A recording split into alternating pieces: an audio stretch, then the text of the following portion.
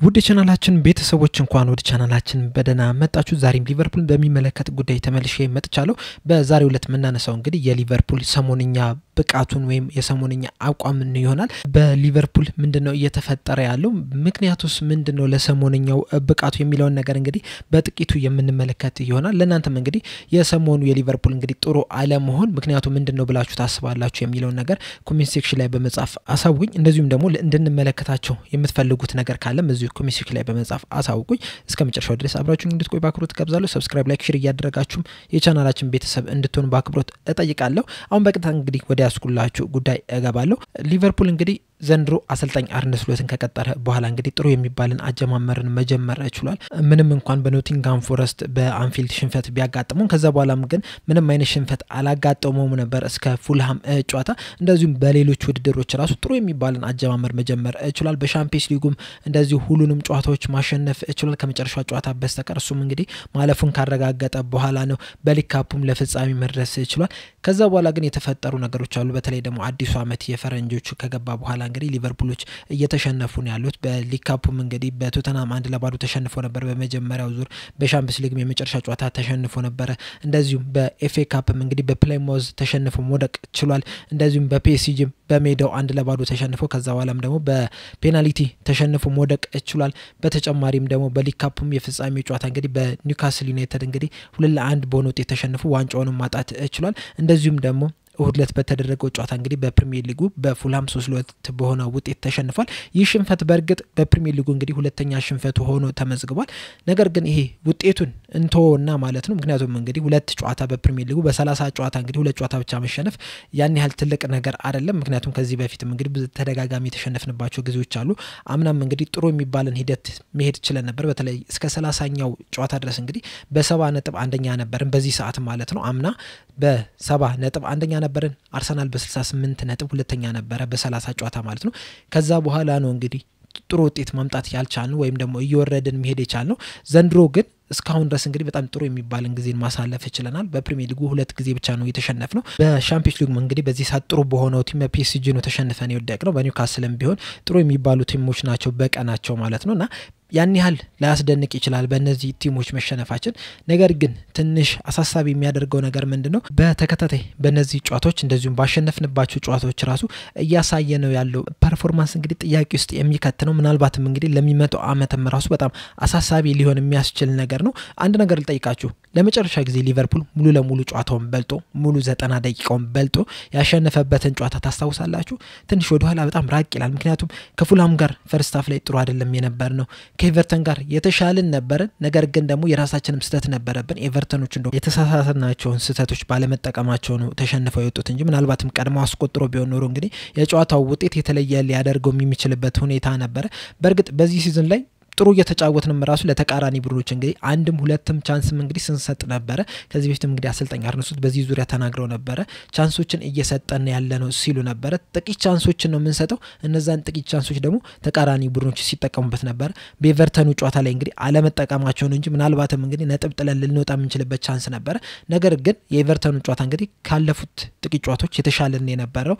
በኒውካስል ጨዋታ ሙሉ ለሙሉ በሚባል መልኩ እንግዲህ ተበልጠን ነበር። ምናልባት ወደ መጨረሻዎቹ ጥቂት ደቂቃዎች 90 ሊጠናቀቅ ሲል አካባቢ እንግዲህ በተለይ ደግሞ የመጨረሻዎቹን 15-20 ደቂቃ እንግዲህ ሊቨርፑል የተሻለ መንቀሳቀስ ችሎ ነበር። እነ ከርቲስ ጆንስ እነ ኤሊየት እንደዚሁም እነ ኬዛ ተቀይረው ከገቡ በኋላ እንግዲህ የተሻለ ለውጥ ማሳየት ችለናል። ነገር ግን ውጤቱን መቀልበስ አልቻልንም።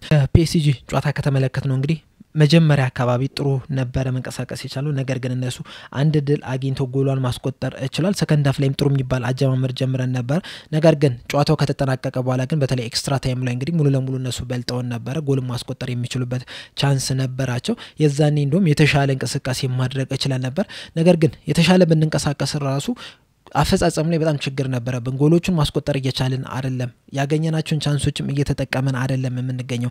ከፒኤስጂ ወደ ኋላም ስንመለስ በሳውዛምፕተን ጨዋታ እንግዲህ ፈርስት ሃፉ ላይ ምን ያህል ደካማ ቲም እንደነበርን እንግዲህ መመልከት ይችላል።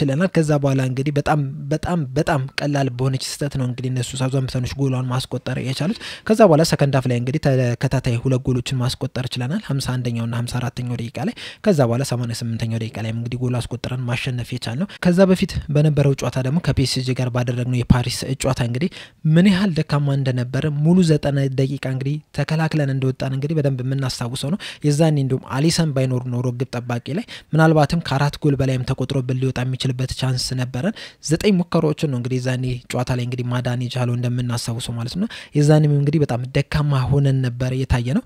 ከዛ በፊት እንግዲህ ከኒውካስልና ማንቸስተር ሲቲ ጋር ያደረግነው ጨዋታ የተሻለ መንቀሳቀስ ይችላል። በተለይ ከኒውካስል ጋር በአንፊልድ የተሻለ ጥሩ እንቅስቃሴ ማድረግ ይችላል። 2-2 በሆነ ውጤት ማሸነፍ ይችላልና ከዛ በፊትም እንግዲህ አንዳንድ ጨዋታዎች ላይ እንደዚሁ ተቸግረን የወጣንባቸው ጨዋታዎች አሉ። ከአስቶን ቪላ ጋር፣ ከኤቨርተን ጋር፣ ከፕሌይማውዝ ጋር እንደዚሁም ደግሞ በርነማውዝም ራሱ ጥሩ መንቀሳቀስ ይችላል ነበርና ወደ ኋላ ያለፉትን ጨዋታዎች እንግዲህ ስንመለከት በሁሉም ደረጃ በሚባል መልኩ እንግዲህ በጣም ወርደን ነው የታየንበት። መሐመድ ሳላህም እንግዲህ የመጀመሪያው ሀፍ ሲዝን ላይ እንግዲህ ምን ያህል ጥሩ ሲንቀሳቀስ እንደነበረ ተመልክተናል። ሰከንድ ሀፍ ሲዝን ከመጣ በኋላ ግን በጣም የወረደ እንቅስቃሴ ነው እያደረገ የሚገኘው። የሱን እስታት እንኳን ብቻ ብንመለከተው ምን ያህል እንደቀነሰ ማየት እንችላለን። የዘንድሮ ሲዝን እንግዲህ ከተጀመረ ጀምሮ እስከ ማንቸስተር ዩናይትድ ጨዋታ አቻ የወጣንበት ጨዋታ ድረስ እንግዲህ 21 ጎሎችንና 17 አሲስቶችን ማስመዝገብ ይችላል። በዛ ሰዓት እንግዲህ 27 ጨዋታዎችን ብቻ ነበር ማድረግ የቻለው። ከዛ በኋላ ባደረጋቸው 18 ጨዋታዎች ደግሞ 11 ጎልና 5 አሲስት ብቻ ነው ማስመዝገብ የቻለው። እንደዚሁም በጨዋታው ላይ ራሱ ማለት ነው ተደጋጋሚ ስህተቶችን እየተሳሳተ ነው የሚገኘው። ድሪብል አድርጎም እያለፈም አይደለም። እንደዚሁም በአንድ ተጫዋች ራሱ በጣም ሲቆም ተመልክተናል። ሙሉ ለሙሉ ጨዋታው ላይ ሲጠፋ ተመልክተናል። በፒኤስጂ ጨዋታ ሙሉ ለሙሉ ጠፍቶ ነበረ። በኒውካስል ጨዋታ ጠፍቶ ነበረ። እንደዚሁም በፉልሃም ጨዋታ እንደውም ምናልባት ብራድሊ ከገባ በኋላ ጥሩ ለመንቀሳቀስ ሞክሯል እንጂ እዛ ጨዋታ ላይ ከዛ ደቂቃ በፊትም እንግዲህ ፈርስት ሃፍ ላይ ሙሉ ለሙሉ ጠፍቶ ነው የተመለከትነውና በብዙ ጨዋታዎች ላይ እንግዲህ ጥሩ ሁኔታ እየተጫወተ አይደለም የሚገኘው። በርግጥ ይህንን ስል መሐመድ ሳላ ላይ ብቻ አይደለም ጥፋቱ ያለም ፊት ለፊት 9 ቁጥር ቦታ ላይ እንግዲህ በጣም ብዙ ኳሶች እየተሳቱ ነው ያሉት። እንደዚሁም ኮዲ ጋክፖ ከጉዳቱ በኋላ ጥሩ እየተንቀሳቀሰ አይደለም የሚገኘው። እንደውም ዲያዝ ያለፉትን ጥቂት ጨዋታዎች እንግዲህ ጎልም አሲስትም እያስመዘገበ ነው የሚገኘው። 9 ቁጥር ቦታ ላይ ጆታ ጎል እያስቆጠረ አይደለም። ኑኔዝ ነው። እንደዚሁም ደግሞ መሀል ላይም ራሱ ከተመለከትነው ሳቡዝ ላይ የውሳኔ ችግር አለበት። ግራቨንበርች እንዳጀማመሩ አይደለም ያለው። ማካሊስተር እንደውም የተሻለ እየተንቀሳቀሰ ነው ያለው። ተከላካዮች ደግሞ በተደጋጋሚ ስህተቶችን እየተሳሳቱ ነው የሚገኙት። ቨርጂል ቫን ዳይክ ራሱ ማለት ነው እንደ አምናው እንደ ካቻምነው አይደለም ያለው። መከላከል ላይ ዘንድሮ በጣም ድንቅ የሚባልን ጊዜን እያሳለፈ ነው የሚገኘው። ከዛ ውጪ ግን ማለት ነው በጣም ቴምፐሩ እየጨመረ ነው እየመጣ ያለው። በጨዋታዎች ላይ በጣም ሲበሳጭ እየተመለከተ ነው ያለ ነው። እንደውም የፉልሃም ጨዋታ ላይ ማለት ነው ምናልባትም ቀይ ካርድ ሊያሰጠው ፋውልም ራሱ ሰርቶ ነበር። እንደ መግጨት ብሎ ነበር። በክርኑ ተጫዋችን መምታት ችሎ ነበርና ያንን እንግዲህ ምናልባትም ቨርጂል ቫን ዳይክ ስለሆነ ትልቅ ስም ስላለው ሊሆን ይችላል ዳኛው ያለፉት ወይም ደግሞ በደንብ አላዩትም። ቫሮችም እንግዲህ ዳኛው አልወሰነም በሚል ነው ትተውት ሊሆን የሚችለው እንጂ ለመምታት ሙከራ አድርጎ ነበር በደንብ የምታስታውሱት ከሆነና ከዛ በፊትም እንግዲህ የተለያዩ ተጫዋቾች ላይ በጣም ሲጮህ ተመልክተናል። ከዚህ በፊት እንግዲህ እሱ ላይ እንደዚህ አይነት ነገሮችን ስንመለከት አልነበረም። እንደዚሁም ደግሞ በጣም እየተጋጨን ያለው ተጫዋቾች ጋር ራሱ እንደ መጋፋት ነገር እንደ መጣላት አይነት ነገር እየተመለከትንበት ነው የምንገኘው። ያለፉትን 2 ጨዋታዎችም ደግሞ ስህተት ሲሰራ ተመልክተናል። ይህም ማለት ግን ከአቋሙ ወርዷል ማለት አይደለም። ዘንድሮ ለሊቨርፑል በጣም ድንቅ የሚባልን ጊዜን እያሳለፈ ነው የሚገኘው ይህ ተጫዋች። ምናልባትም እንግዲህ በሊቨርፑል ቤት ከዚህ በኋላ 2 ዓመት 3 ዓመት ይቆያል ተብሎ ነው የሚጠበቀው። እንደዛም ሆኖ ግን ሻርፕነሱን ያጣ ነው የሚመስለው ያለፉትን ጥቂት ጨዋታዎች። እንደዚሁም ኮናቴም ራሱ ያለፉትን ጥቂት ጨዋታዎች እንደ በፊቱ አይደለም ያለው። ተከላካዮቹ እንደውም ሮበርትሰን የተሻለ ነው እየተንቀሳቀሰ ያለው። በተለይ ደግሞ ከፈርስት ሃፍ ሲዝኑ አንፃር ስንመለከተው አሁን ሰከንዱ ላይ እንግዲህ የተሻለ ነው እየተንቀሳቀሰ ያለው። አርኖልድ ጉዳት ላይ ነው ያለው። የብራድሊም ጉዳት ላይ ሆነም እንግዲህ ምናልባት በዛ በኩል ሳላህ ጥሩ እንዳይሆን አድርጎትም ሊሆን ይችላል። ነገር ግን በዋነኝነት ሊቨርፑል ደክሟል እየተባለ ያለው እንግዲህ ድካም ሊሆን ይችላል ነው እየተባለ ያለው። የተጫዋቾች ተደጋግሞ መጫወት እንግዲህ ለድካም ዳርጓቸዋል ነው እየተባለ ያለው። በዚህ ሲዝን እንግዲህ በፕሪሚየር ሊጉ ብቻ ከተመለከተን 3 ተጫዋቾች ሙሉ 30ንም ጨዋታ ተጫውተዋል። ቨርጂል ቫን ዳይክ፣ ግራቨንበርችና መሐመድ ሳላህ። ሶስቱም ደግሞ አሁን ላይ እንደ በፊቱ አይደለም እየሆኑ ያሉት። መጀመሪያ አካባቢ እንደነበራቸው እንግዲህ በተለይ ያለፉትን ጥቂት ጨዋታዎች እንግዲህ በፊቱ ፐርፌክሽን አይደለም ያላቸው። ትንሽ ቀዝቀዝ ያሉ ነው የሚመስሉት። ነገር ግን እነሱ ብቻ አይደለም እንደ ሙሉ ቡድንም እንግዲህ ተቀዛቅዘው ነው ያሉት። ድካም ነው እንዳንል ደግሞ ማለት ነው ባለፈው አሁን ከኢንተርናሽናል ብሬክ በኋላ 5 ቀን 6 ቀን እረፍት ነበራቸው ከኤቨርተን ጋር ከመጫወታቸው በፊት። ከዛ የኤቨርተን ጨዋታ ላይ ጥሩ የሚባል እንቅስቃሴን ማድረግ ይችላል። በተለይ ሰከንድ ሃፍ ላይ በጣም በልጠዋል ማለት እንችላለን። ከዛ በኋላ እንግዲህ ከፉልሃም ጨዋታ ከማድረጋቸው በፊት እንግዲህ 4 ቀን እረፍት ነበርና ያ ደግሞ ከአንድ ጨዋታ ወደ ሌላ ጨዋታ ለመሄድ እንግዲህ በጣም በቂ የሚባል ነው ምክንያቱም እንግዲህ ሲዝኑ ሲጀመር ጀምሮ እንግዲህ በየ3 ቀኑ ነው ሲጫወቱ የነበሩትና በየ3 ቀኑ መጫወት የተለመደ ቲም ደግሞ በየ4 ቀኑ ቢሆንበት ወይ በየ5ኛው ቀን ቢሆንበት አጭር ቀናት ወይም ደግሞ ትንሽ የረፍት ቀናት የነበረችው ማለት ምንችለው አይደለም ምክንያቱም ሌሎች ቡድኖች እንግዲህ በየ3 ቀኑ እየተጫወቱ ያሉ ስላሉ ማለት ነው በተለይ ደግሞ ቅዳሜ ኤፍኤ ካፕ ተጫውቶ ከዛ በኋላ ሮብ ፕሪሚየር ሊግ ተጫውቶ ከዛ በኋላ እሁድ ደግሞ ፕሪሚየር ሊግ ድጋሚ የተጫወቱ ቡድኖች አሉና ሊቨርፑል እንደም የተሻለ የማረፊያ ጊዜ ነበርና ከዛ የተሻለ ነገር ማድረግ ነበረባቸው በፉልሃም ጨዋታ ላይ በተለይ ደግሞ 1-0 መምራታቸውን ተከትሎ ማለት ነው እናም በዚህ ዙሪያም ራሱ አሰልጣኝ አርነ ስሎት ተናግረው ነበር ድካም አይደለም እንደዚህ ጥሩ እንዳንጫወት ያደረገን ብለው ነበርና ስለዚህ ይህ የድካም ውጤት አይደለም ያለፉትን ጥቂት ጨዋታዎች እንግዲህ እንደዚህ የወረደ አቋም እንዲያሳዩ ያደረጋቸው በያስባሉ ሌላኛው የሚነሳው ምክንያት ደግሞ በተለይ ደግሞ የፉልሃም ጨዋታ ላይ ማለት ነው በተለይ ከኤቨርተንን ካሸነፉ በኋላ እንግዲህ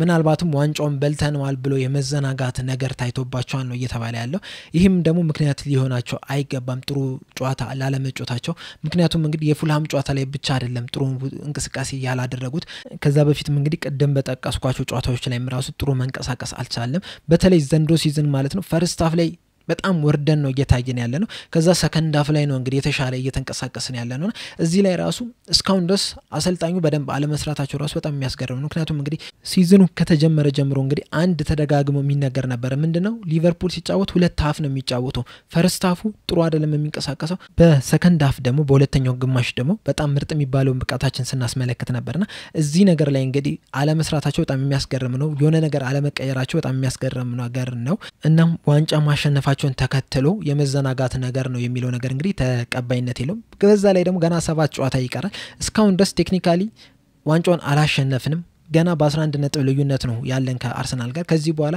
4 ጨዋታዎችን ማሸነፍ መቻል አለብን ዋንጫውን ለማሳካትና ስለዚህ ገና ዋንጫውን ስላላሸነፍነው በዛ ላይ መዘናጋት መቻል የለብንም ምክንያቱም ሊሆነን አይገባም ሌላኛው እንደ ምክንያት እየተቀመጠ ያለው ደግሞ የአሰልጣኙ ነው አሰልጣኙ እንግዲህ በጣም በተደጋጋሚ ማለት ነው አንድ አይነት አሰላለፍ ይዘው ነው እየገባው ያሉት ሁሉም ተጫዋቾች እንግዲህ ጤነኛ ሲሆኑ ይዞት የሚገቡት አሰላለፍ ሁላችንም የምናውቀው ነው በረኛ ላይ አሊሰን አለ ተከላካይ ላይ አርኖልድ አለ ጎናቴ አለ ቨርጂል ቫን ዳይክ አለ ከዛ ሮበርትሰን አለ መሃል ላይ ደግሞ ማካሊስተር አለ ግራቨንበርች አለ ሳቡዝ ላይ አለ ፊለፊት ላይ ሳላህ ከዛ በኋላ 9 ቁጥር ላይ ጆታ ከዛ ክንፍ ላይ ደግሞ ኮዲ ጋክፖ ነው በብዛት የሚጠቀሙት ምናልባት ኮዲ ጋክፖን በዲያዝ ሊቀየሩ ይችላሉ እንጂ ሌላኛው ነገር እንደዚሁ ተመሳሳይ ነው ይዘው የሚገቡትና ቀጣይ ሳምንትም አብዛኛው እንደዚህ አይነት ነገር ይዘው ነው የሚገቡት አሁን የፉልሃሙ ጨዋታ ላይ እንግዲህ እነዚህ ተጫዋቾች አብዛኞቹ ተጫዋቾች መጀመር መቻል አልነበረባቸውም ሳውዝ ላይ መጀመር አልነበረበትም ኮዲ ጋክፖ መጀመር መቻል አልነበረበትም ሌሎችንም ተጫዋቾች እንግዲህ መጥቀስ እንችላለን እዛ ጨዋታ ላይ ባይጀምሩ የሚሻል የነበረ ጆታም መጀመር አልነበረበትም እንደዚሁም ሌሎች ተጫዋቾች ደግሞ ልክ ከረፍት መልስ ማለት ነው ተቀይረው መውጣት ነበረባቸው እነዚህ የጠቀስኩላችሁ ተቀይረው መውጣት ነበረባቸው ሳላህም ያን ያህል እስከመጨረሻው ደቂቃ ድረስ እንግዲህ መቆየት አልነበረበትም ጥሩ አይደለም ሲንቀሳቀስ የነበረው ይህ ነገር ደግሞ ማለት ነው በፉልሃም ጨዋታ ላይ ብቻ አይደለም የተመለከተነው ከዛ በፊት ያሉትን ጨዋታዎች ከተመለከትን እንግዲህ አብዛኛው ሰው ሲወቅስ የነበረው እንግዲህ ይዞት የገቡት አሰላለፍ አንድ አይነት ናቸው አንድ አይነት ከመሆናቸው አንፃር እንግዲህ አንዳንድ ጊዜ ቡድኖቹም ያንተን አጫወት ይዘው ይመጣሉ ማንን ልታሰልፍ እንደሚችል በቀላሉ መገመት ይችላሉ በርግጥ አንድ የሚባል ነገር አለ ዋንጫን ስታሸንፍ እንግዲህ ብዙ ጊዜ ተመሳሳይ ተጫዋቾችን ልትጠቀም ትችላለህ ያም ግን ሁሉ ጊዜም አይደለም አንዳንድ ጊዜ መቀየር መቻል አለበት ይዛቸው እየገባቸው ያሉት አሰላለፍ እንግዲህ ውጤታማ ካላደረገ ተጫዋቾቹ ውጤታማ ካላደረገ በተደጋጋሚ ጥሩ እንቅስቃሴ ማታደርግ ከሆነና ነጥብ ምጥል ከሆነ እንግዲህ ያንን ነገር መቀየር መቻል ነበረባቸው አሁን ለምሳሌ የፉልሃሙ ጨዋታ ላይ እንግዲህ ይዘውት የገቡት ከኤቨርተኑ ይዘውት ከገቡት ጋር እንግዲህ በአንድ ተጫዋች ብቻ ነው የሚለየው ያም እንግዲህ ኮዲ ጋክፖ በሉዊስ ዲያዝ ተቀይሮ ነው የገባው ነገር ግን ሳቡዝ ላይ በተደጋጋሚ ያለፉትን ጨዋታዎች እንግዲህ ጥሩ አይደለም ሲንቀሳቀስ የነበረው ሁሉ ጊዜም በሱ ዙሪያ እንግዲህ እያነሳን ያለ ነው ሌሎች ተጫዋቾችን መሞከር መቻል አለባቸው ሌሎች ተጫዋቾችን ለምንድነው የማያምኗቸው የሚለው ነገር ራሱ በጣም ትልቅ ጥያቄ ነው ምክንያቱም እንግዲህ ሌሎች ተጫዋቾች ተቀይረው ሲገቡ እንግዲህ ምን ያህል ጥሩ እንቅስቃሴ እያደረጉ እንደሆነ እንግዲህ ተመልክተናል ባለፈው አሁን በፉልሃሙ ጨዋታ እንኳን ከተመለከተን ማለት ነው ኤሊየት ከገባ በኋላ ምን ያህል ጥሩ እንቅስቃሴ እንዳደረገ ተመልክተናል ብራሊ ከገባ በኋላ ጥሩ እንቅስቃሴ ማድረግ ይችላል በርግጥ ብራሊ ከጉዳት ስለተመለሰ የሱን አክሰፕት ልናደርገው እንችላለን ለምን በቋሚነት እንዳልጀመረ ነገር ግን ኬዛ ተቀይሮ ሲገባ በጣም ምርጥ የሚባል እንቅስቃሴን ማሳየት ይችላል ዲያዝም እንደዚሁ ተቀይሮ ሲገባ ምርጥ የሚባልን እንቅስቃሴን ማሳየት ይችላልና እነዚህ ተጫዋቾች እንግዲህ አሰልጣኙ በተደጋጋሚ እየተጠቀሙባቸው አይደለም በርግጠኝነት ምን አነሳው ነገር ምንድነው በአለም ዙሪያ ያለ የሊቨርፑል ደጋፊ ሁሌም ጨዋታውን የሚመለከት ሰው ቢኖር ማለት ነው ለምን ኤሊየት አልገባም የሚል ጥያቄ ያለው ሁሉም ማለት ነው የትኛው ሚዲያ ላይ ሄዱ ለምንድነው ኤሊየትን የማያስገባው የሚል ጥያቄ አለ ምክንያቱም እንግዲህ የኤሊየትን ብቃት እናውቀዋለን ምን አይነት ተጽዕኖ መፍጠር እንደሚችል እንግዲህ ከዚህ በፊትም አምናም ካቻምናም እንግዲህ በተደጋጋሚ የተመለከተነው ነገር ነው እንደዚሁም ዘንድሮ ራሱ ተቀይሮ በገባበት ሰዓት እንግዲህ ምን ያህል ተጽዕኖ እየፈጠረ እንደሆነ እንግዲህ ተመልክተናል። ነገር ግን ይህንን ተጫዋች ለምን እንደማያስገቡት በጣም ትልቅ ጥያቄ ነው የሚሆነው። በእርግጠኝነት አሰልጣኙ እስካሉ ድረስ እንግዲህ ኤሊየት በሊቨርፑል የመቆየት ቻንሱ እንግዲህ በጣም እየጠበበ ነው እየመጣ ያለው። ቴክኒካሊ በጣም ጊፍትድ የሆነ ተጫዋች ነው፣ በጣም ምርጥ ተጫዋች ነው። ነገር ግን እየተጠቀሙበት አይደለም።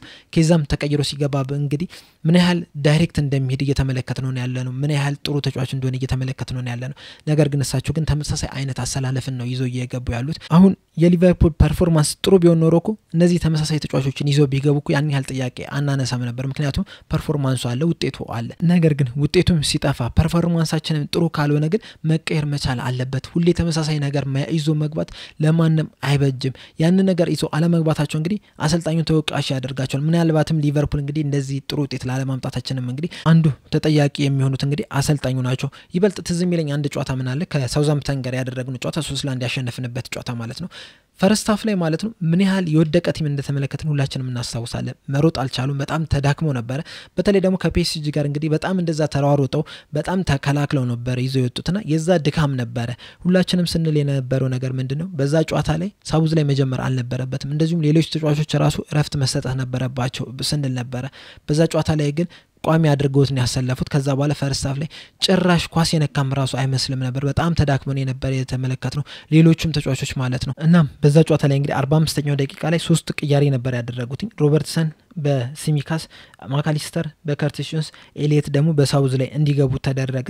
ከዛ በኋላ እንግዲህ ሊቨርፑል የተሻለ እንቅስቃሴ ማድረግ ችሏል። ኤሊየትም ድንቅ የሚባል እንቅስቃሴ ማድረግ ችሏልና ጨዋታውን መቀየር ችለው ነበረ። እንደዚህ ማድረግ ነበረባቸው ኤሊየት። ከዛ በኋላም እንግዲህ ተደጋጋሚ እድሎች ሊሰጡት ይገባ ነበር። ከፒኤስጂ ጨዋታ ላይ እንግዲህ ያደረገውን ነገር ተመልክተናልና ሌሎችንም ተጫዋቾች እድል ሊሰጣቸው ይገባል። ኤፍኤ ካፕና ሊግ ካፕ ብቻ ስላለ አይደለም እድል ሊሰጣቸው የሚገባው። እንደውም ሊቨርፑል ከዚህ በፊት ኤፍኤ ካፕና ሊግ ካፕን የሚጠቀመው ታችኛው ላይ ላሉት ነበር በደንብ የሚጠቀመው የነበረው። ይሄ አንደር 21 ወይም ደግሞ ገና ወጣቶቹን ነበር እዛ ላይ ለማሳየት ሲሞክር የነበረው እና እነዚህ እድል ያልተሰጣቸውም አንድ ላይ ተደባልቆ ማለት ነው።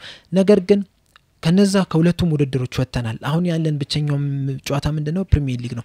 ፕሪሚየር ሊግ ላይ ደግሞ ሁሌ ይዘው የምትገባው አሰላለፍ ጥሩ ካልሆነ መቀየር ያስፈልጋልና ለነዚህ ደካማ ውጤታችን እንግዲህ ተጠያቂው የሚሆነው አንደኛው አሰልጣኙ ነው። ይህንን ስል ግን ሙሉ ለሙሉ ተጠያቂው አሰልጣኙ ነው የሚል አይደለም። ተጫዋቾቹም እንግዲህ ራሳቸው ትልቅ ጥያቄ አለባቸው። ምክንያቱም እንግዲህ ፐርፎርማንስ ስታደርግ ተጫዋች ስትሆን ለሊቨርፑል ስትጫወት ማለት ነው ራስ ላይ በደንብ መስራት ያስፈልጋል። መሐመድ ሳላ ራሱ ላይ በደንብ እንዴት እንደሚሰራ ተመልክተናል።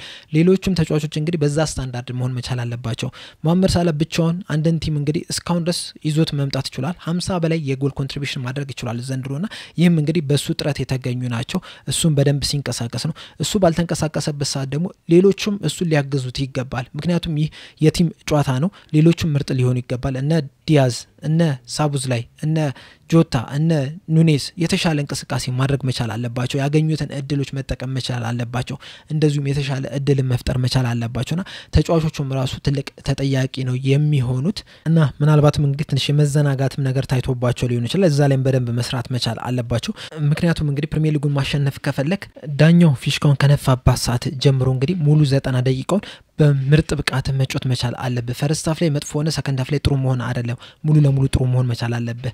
ምናልባት እንግዲህ ፕሪሚየር ሊግ ያነሱ ተጫዋቾች ትንሽ ሊሆኑ ይችላል። ከዛ ደግሞ ፕሪሚየር ሊግ ያላነሱ ተጫዋቾች ልምድ መውሰድ መቻል አለባቸው። ምን ያህል መፍጋት እንዳለባቸው እንግዲህ ማወቅ መቻል አለባቸውና ራሳቸው ላይ በደንብ ሰርተው ከዚህ የተሻለ ቲም ይዞ መምጣት መቻል አለባቸውና እንዳጠቃላይ በተጫዋቾችም ትልቅ ጥፋት አለ፣ እንደዚሁም ደግሞ በአሰልጣኙም ራሱ ትልቅ ጥፋት አለ። እዛ ላይም እንግዲህ በደንብ መስራት መቻል አለባቸው። ምናልባት የዘንድሮ ዋንጫ አሸንፈን ሊሆን ይችላል። ነገር ግን ደግሞ ለሚመጡት አመታት ራሱ ካሁኑ ነው ስራ የሚጀመረው። ለተከታታይ አመታትም እንግዲህ ሊቨርፑል በምርጥ ብቃቱ እንዲቀጥል እንግዲህ ካሁኑ ስራቸውን ጀምሮ ራሳቸው ላይ በደንብ ሰርተው አሰልጣኙን በደንብ ያለውን ቲም ገምግቦ ምን መስራት እንዳለበት በደንብ አይቶ እንግዲህ የተሻለ ነገር ማምጣት መቻል አለባቸው ብዬ አስባለሁ። የእናንተን ሀሳብ ኮሜንት ሴክሽን ላይ በመጻፍ አሳውቁኝ። በቀጣይ በሌላ እስከምንገናኝ ድረስ ሰብስክራይብ ላይ ሼር ማድረግ እንዳትረሱ። ቻው።